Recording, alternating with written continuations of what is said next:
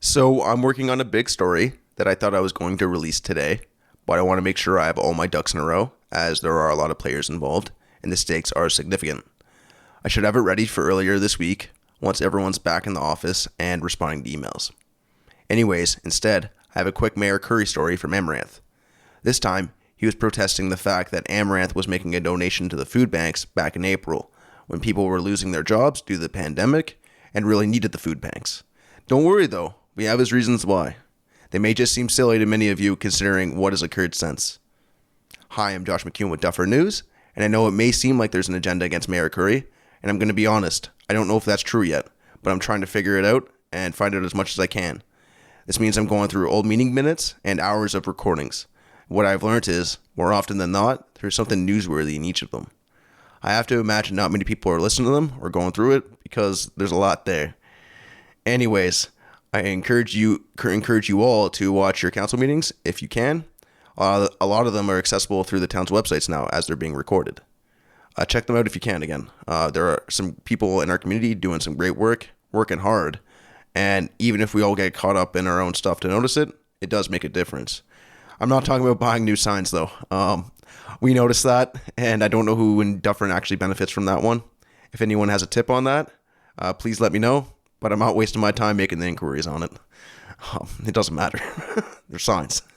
But back to Mayor Bob Currie and Amaranth. On April 15th, there was a council meeting, and they were voting to pass the minutes for April 2nd. Discussion ensued on on Amaranth Council, having approved a $500 donation to each of the Dufferin's 3 food banks. And Mayor Currie raised the following concern. This is Currie speaking. I don't think that we approved $500 for the 3 food banks. When we come to our bills and accounts, you'll see where our financial position is, and we simply can't afford to spend $1,500. There are, and I say this sincerely, there are many people now that are stepping up and supporting the food banks. So I don't think that we can really give $1,500 of taxpayers' money to the 3 food banks in our communities. I will prove to you when we do the bills and accounts, we simply haven't got the money to do it. So this is the same guy that wanted to take staff on a tour of the township in his truck and bill the taxpayers for it. And remember, a third-party investigator produced a report with a legal opinion that advised to have the mayor's powers revoked and have him restricted from attending township offices. Oh yeah, the taxpayers paid for that one too, paid for that report. But a donation to the food bank is a no-go. Seems weird.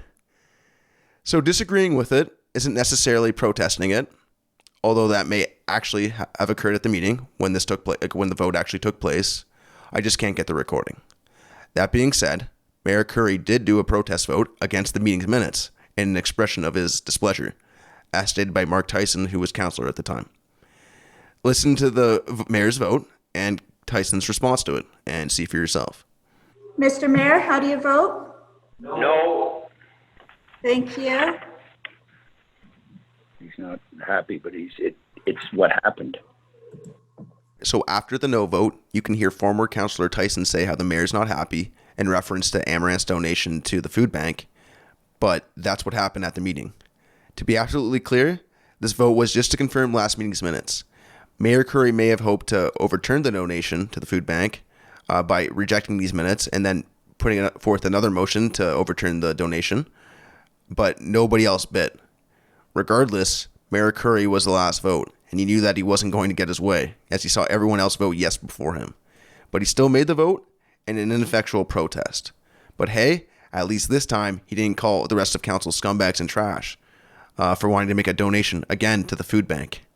He saves that for when council doesn't think the taxpayer should pay for him to be the town's tour guide, or a tour guide. Oh yeah, again, he made this vote after Councillor Foster said they'd cut donations elsewhere, such as to the Fall Fair, which is a smart move because the Grand Valley Fall Fair didn't happen this year.